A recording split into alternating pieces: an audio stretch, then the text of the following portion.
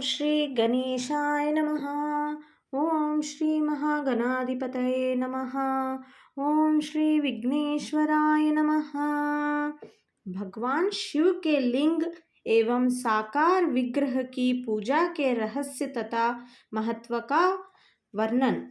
सूत जी कहते हैं, सैनिक जो श्रवण, कीर्तन और मनन इन तीनों साधनों के अनुष्ठान में समर्थ ना हो, वह भगवान शंकर के लिंग एवं मूर्ति की स्थापना करके नित्य उसकी पूजा करे तो संसार सागर से पार हो सकता है।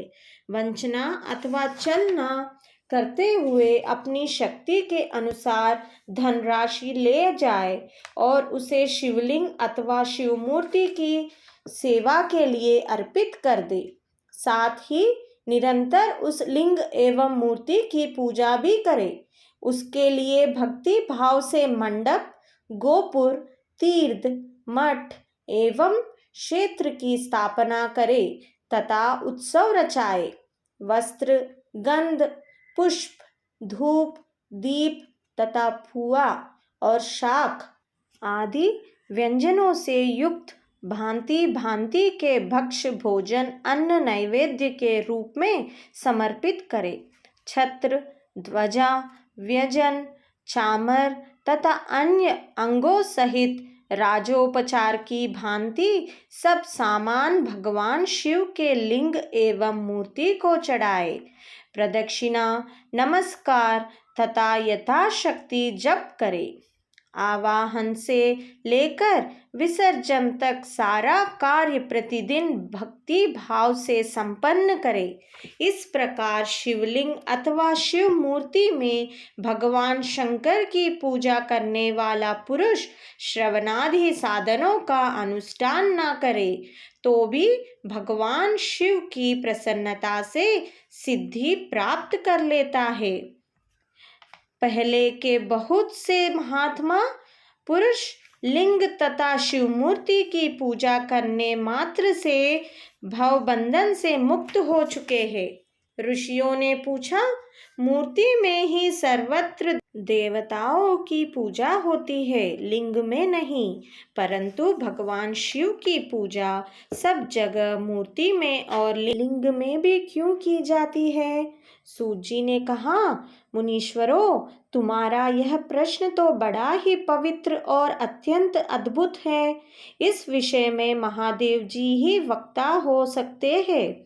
दूसरा कोई पुरुष कभी और कहीं भी इसका प्रतिपादन नहीं कर सकता। इस प्रश्न के समाधान के लिए भगवान शिव ने जो कुछ कहा है और उसे मैंने गुरुजी के मुख से जिस प्रकार सुना है, उसी तरह क्रमशः वर्णन करूँगा। एकमात्र भगवान शिव ही ब्रह्मरूप होने के कारण निष्कल, निराकार कहे गए हैं। रूपवान होने के कारण उन्हें सकल भी कहा गया है, इसलिए वे सकल और निष्कल दोनों हैं। शिव के निष्कल निराकार होने के कारण ही उनकी पूजा का आधारभूत लिंग भी निराकार ही प्राप्त हुआ है, अर्थात शिवलिंग शिव के निराकार स्वरूप का प्रतीक है। इसी तरह शिव के सकल या साकार होने के कारण उनकी पूजा का आधारभूत विग्रह साकार प्राप्त होता है, अर्थात शिव का साकार विग्रह उनके साकार स्वरूप का प्रतीक होता है। सकल और अकल समस्त अंग आकार सहित साकार और अंग आकार से सर्वथा रहित निराकार रूप होने से ही वे ब्रह्मा शब्द से कहे जाने वाले परमात्मा हैं।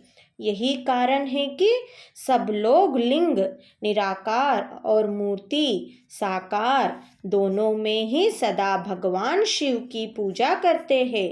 शिव से भिन्न जो दूसरे दूसरे देवता है, वे साक्षात ब्रह्म नहीं हैं, इसलिए कहीं भी उनके लिए निराकार लिंग नहीं उपलब्ध होता।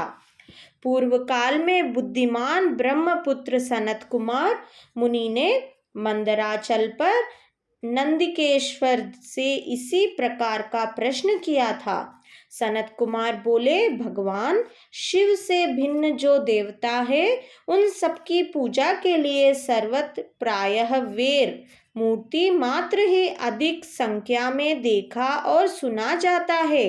केवल भगवान शिव की ही पूजा में लिंग और वेर दोनों का उपयोग देखने में आता है। अतः कल्याणमय नंदिकेश्वर, इस विषय में जो तत्व की बात हो उसे मुझे इस प्रकार बताइए जिससे अच्छी तरह समझ में आ जाए। नंदकेश्वर ने कहा, निष्पाप ब्रह्म कुमार, आपके इस प्रश्न का हम जैसे लोगों के द्वारा कोई उत्तर नहीं दिया जा सकता, क्योंकि यह गोपनीय विषय है और लिंग साक्षात ब्रह्म का प्रतीक है।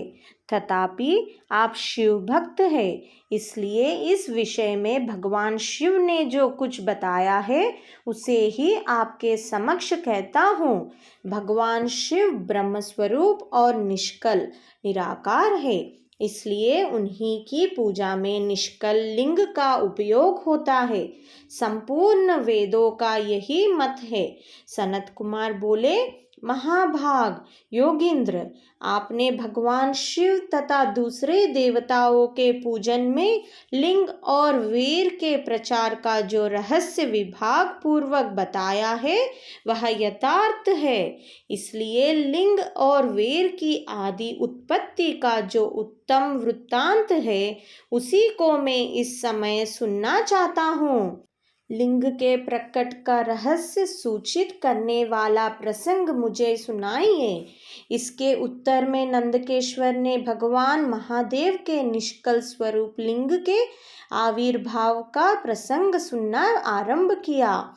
उन्होंने ब्रह्मा तथा विष्णु के विवाद, देवताओं की व्याकुलता एवं चिंता, देवताओं का दिव्य कैलाश शिखर पर गमन, उनके द्वारा चंद्रशेखर महादेव का स्तवन, देवताओं से प्रेरित हुए महादेव जी का ब्रह्मा और विष्णु के विवाद स्थल में आगमन तथा दोनों के बीच में निष्कल आदि अंत रहित भीषण अग्नि स्तंभ के रूप में उनका आविर्भाव आदि प्रसंगों की कथा कही। तदंतर श्री ब्रह्मा और विष्णु दोनों के द्वारा उस ज्योतिर्मय स्तंभ की ऊंचाई और गहराई का ताह लेने की चेष्टा एवं केतकी पुष्प के शाप, वरदान आदि के प्रसंग भी सुनाए। ओम नमः शिवाय, ओम नमः शिवाय, ओम नमः शिवाय। हर हर महादेव, शंभो शंकर।